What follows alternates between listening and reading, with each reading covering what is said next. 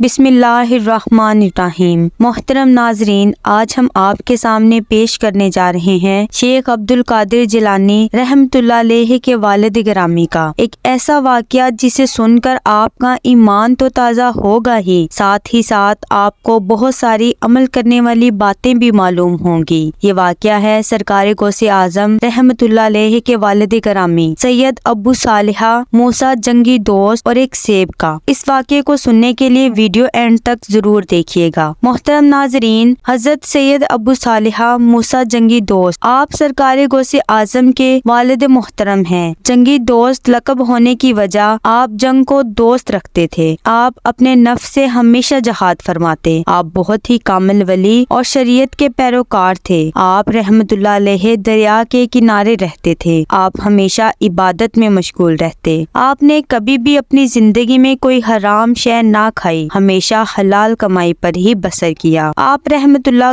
گاؤں میں مزدوری کرنے جاتے تھے، وہاں سے جو پیسے ملتے ان سے کھانا خرید کر گزر بسر کرتے تھے، لیکن کبھی کسی حرام شے کو پسند نہ کرتے تھے، ہمیشہ حلال کھاتے تھے۔ آپ کو محنت کا بھی بڑا شوق تھا اور اتنا ہی شوق آپ کو عبادت الہی کا بھی تھا۔ آپ ہمیشہ دریا کے کنارے ہی رہتے تھے اور آپ کا یہی معمول تھا۔ ایک دن اچانک آپ کی طبیعت خراب ہو گئی اور آپ اتنے کمزور ہو گئے کہ آپ چلنے پھرنے سے بھی قاصر ہو گئے، یعنی بیماری کی وجہ سے آپ کے اندر اتنی ہمت بھی نہیں تھی کہ مزدوری کو جا سکتے۔ آپ کے پاس پیسے بھی ختم ہو چکے تھے اور کھانے کو بھی کچھ نہیں تھا۔ یہ تو اللہ تعالیٰ کی طرف سے ایک امتحان تھا۔ آپ رحمت اللہ علیہ ابھی اسی فکر میں تھے کہ آپ کو خیال آیا، کیوں نہ میں روزہ رکھ لوں، مجھے ثواب بھی ملے گا اور مشکل وقت میں مجھے صبر بھی آ جائے گا۔ تو آپ رحمت اللہ علیہ نے دوسرے دن پانی سے سحری کی اور روزہ رکھ لیا۔ جب شام ہوئی تو آپ نے پانی سے ہی روزہ افطار کر لیا۔ ایسے ہی کچھ دن گزرتے گئے۔ کمزوری کی وجہ سے آپ کو بے ہوشی ہونے لگی۔ ایک دن اسی بے ہوشی کی حالت میں آپ کی نظر دریا کی موج پر پڑی۔ آپ نے دیکھا کہ ایک سیب تیرتا ہوا آپ کی طرف آ رہا ہے۔ آپ اس سیب کو دیکھ کر بہت خوش ہوئے، گویا کہ آپ کے دل کو تسلی مل گئی، آپ کے دل کو قرار آ گیا۔ آپ نے اللہ کا شکر ادا کیا۔ اس دن بھی آپ روزے سے ہی تھے۔ آپ نے سوچا کہ آج میں روزہ اس سیب سے ہی افطار کروں گا اور میری بھوک بھی مٹ جائے گی۔ اب آپ اس سیب کا انتظار دریا کے کنارے پر بیٹھ کر کرنے لگے۔ وہ بہتا بہتا آپ کے پاس آیا، آپ نے اسے اٹھا لیا۔ جیسے ہی افطار کا وقت ہوا، آپ نے وہ سیب نوش فرما لیا۔ جیسے ہی سیب کھایا، آپ نے اللہ کا شکر ادا کیا۔ آپ کو راحت ملی کیونکہ آپ کئی دن سے فاقہ کر رہے تھے۔ جب آپ نے سیب کھا لیا تو آپ کو خیال آیا کہ میں نے یہ سیب تو کھا لیا ہے، لیکن کیا یہ مفت کا سیب جائز ہے؟ آج تک تو میں نے کوئی حرام شے نہیں کھائی، لیکن آج جو میں نے یہ مفت کا سیب کھا لیا ہے، کیا یہ مجھ پہ جائز ہوگا؟ یہ سوچ کر وہ بہت پریشان ہوئے۔ آپ نے سوچا کہ جس جگہ سے یہ سیب آیا ہے، کیوں نہ اس جگہ جایا جائے جس طرف سے یہ سیب گرا ہے، اس کے مالک سے معافی مانگ لی جائے۔ اس کا مالک مجھے معاف کر دے گا تو میرا گناہ بھی دھل جائے گا۔ جس طرف سے یہ سیب آیا تھا، آپ دریا کے کنارے اسی طرف چلنے لگے۔ آپ کی آنکھوں سے آنسو آ رہے تھے اور آپ اس جانب جا رہے تھے۔ تھوڑی ہی دور گئے تھے کہ آپ کو سیبوں کا ایک باغ نظر آیا جو اس دریا کے کنارے پر تھا اور ایک طرف کی ڈالی دریا کے اوپر ہی تھی اور اس درخت کو بہت سارے سیب بھی لگے ہوئے تھے۔ آپ نے خیال فرمایا کہ ہو نہ ہو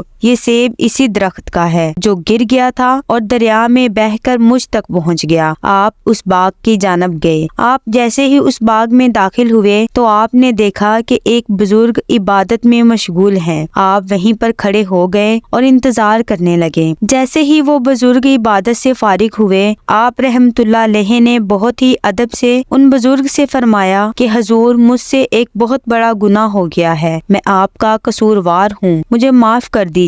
ان بزرگ نے کہا کہ تم نے کیا گناہ کیا ہے اور تم مجھ سے معافی کیوں مانگ رہے ہو؟ تو آپ رحمت اللہ علیہ نے فرمایا کہ حضور، آپ کے باغ کا ایک سیب دریا میں بہتا ہوا مجھ تک پہنچ گیا اور میں نے وہ سیب کھا لیا، اسی لیے آپ کے پاس اپنے گناہ کی معافی مانگنے آیا ہوں۔ اگر آپ معاف کر دیں گے تو میرے دل سے یہ پریشانی دور ہو جائے گی، آپ مجھے معاف کر دیں۔ وہ بزرگ پہلے تو مسکرائے اور پھر بولے کہ تم نے تو بہت بڑا گناہ کر لیا ہے، یہ کوئی چھوٹا گناہ نہیں ہے، تم نے بغیر پوچھے ہمارا سیب کھا لیا ہے، میں ایسے ہی درگزر نہیں کروں گا، جو تم نے غلطی کی ہے میں تمہیں اس کی سزا ضرور دوں گا۔ تو حضرت ابو صالحہ نے فرمایا کہ آپ جو سزا دیں گے مجھے قبول ہے، میں نے گناہ کیا ہے تو میں سزا کا بھی حقدار ہوں، آپ جو بھی سزا دیں گے مجھے ہنسی خوشی قبول ہوگی، بس آپ مجھے معاف کر دیں۔ تو وہ بزرگ فرمانے لگے کہ تمہاری سزا یہ ہے، اس باغ کی دیکھ بھال تم کرو گے اور ہمارا کہاں مانو گے، اور تم نے ہر روز اس باغ سے سیب توڑنے ہیں اور ان کو بیچنا ہے، لیکن خبردار ایک بھی سیب تم نہیں کھاؤ گے۔ حضرت ابو صالحہ رحمۃ اللہ علیہ نے فرمایا جو آپ بول رہے ہیں میں وہ سب کروں گا، مجھے یہ سزا منظور ہے۔ اس کے بعد آپ نے اپنا معمول بنا لیا، صبح شام باغ کی دیکھ بھال کرتے، سیب بیچتے اور عبادت الہی میں بھی مشغول رہتے۔ وہ بزرگ آپ پر نظر رکھے ہوئے تھے۔ اس بزرگ کو آپ کی ہر ایک ادا بہت اچھی لگتی، چونکہ آپ اصولوں کے مطابق ہی کام کر رہے تھے۔ حضرت ابو صالحہ کو خدمت کرتے کرتے کئی برس گزر گئے تھے۔ ایک دن حضرت ابو صالحہ اس بزرگ کے پاس گئے اور کہنے لگے کہ حضور میری سزا کب پوری ہوگی اور میں کب اپنے گھر واپس جاؤں گا؟ تو بزرگ نے فرمایا کہ ابھی کچھ اور وقت باقی ہے، پھر تمہاری سزا پوری ہو جائے گی۔ حضرت صالحہ نے فرمایا کہ ٹھیک ہے جیسے آپ کہتے ہیں۔ اس کے بعد واپس آپ باغ کی دیکھ بھال کرنے لگے۔ کچھ سالوں کے بعد پھر حضرت صالحہ اس بزرگ کے پاس گئے اور کہنے لگے کہ حضور میری سزا ابھی تک پوری نہیں ہوئی۔ تو ان بزرگ نے فرمایا کہ تمہاری سزا پوری ہو چکی ہے، لیکن میں تمہیں ابھی ایسے نہیں جانے دوں گا، ابھی بھی میری شرط ہے۔ آپ رحمت اللہ علیہ نے کہا کہ کیسی شرط؟ اب آپ کی کون سی شرط ہے؟ اس بزرگ نے فرمایا کہ میری ایک اولاد ہے، لڑکی ہے، اور وہ منہ سے گونگی ہے، کانوں سے بہری ہے، آنکھوں سے اندھی ہے اور پاؤں سے اپاہج ہے، اور وہ جوان بھی ہو چکی ہے اور میں اس کی شادی کرنا چاہتا ہوں۔ پھر اس بزرگ نے کہا کہ تمہیں میری بیٹی کے ساتھ نکاح کرنا ہوگا، تمہاری غلطی پھر معاف ہو جائے گی۔ حضرت رحمت اللہ علیہ نے فرمایا کہ ٹھیک ہے آپ جو چاہو کرو، لیکن میری غلطی معاف کر دو۔ پھر ان بزرگ نے اپنی بیٹی کا نکاح حضرت ابو صالحہ رحمت اللہ علیہ سے کرا دیا اور آپ رحمت اللہ علیہ کو وہیں پر رہنے کے لیے ایک گھر بھی دے دیا تاکہ آپ اپنی شریک حیات کے ساتھ وہیں پر رہ سکیں۔ جب آپ کا نکاح ہو گیا تو آپ رحمت اللہ علیہ اپنے کمرے میں داخل ہوئے تو آپ نے جیسے ہی اپنی دلہن پر نظر ڈالی تو وہ بالکل صحیح سلامت تھی، اس کے اندر کوئی بھی عیب نہیں تھا۔ تو وہ گھبرا گئے اور سوچنے لگے کہ میری دلہن تو اندھی تھی، بے زبان تھی اور پاؤں سے اپاہج تھی، لیکن یہ تو بہت خوبصورت ہے، شاید یہ کوئی اور ہے جو یہاں پر آ گئی ہے۔ آپ اپنے کمرے سے باہر گئے اور دوڑتے ہوئے اس بزرگ کے پاس پہنچے اور ان سے کہنے لگے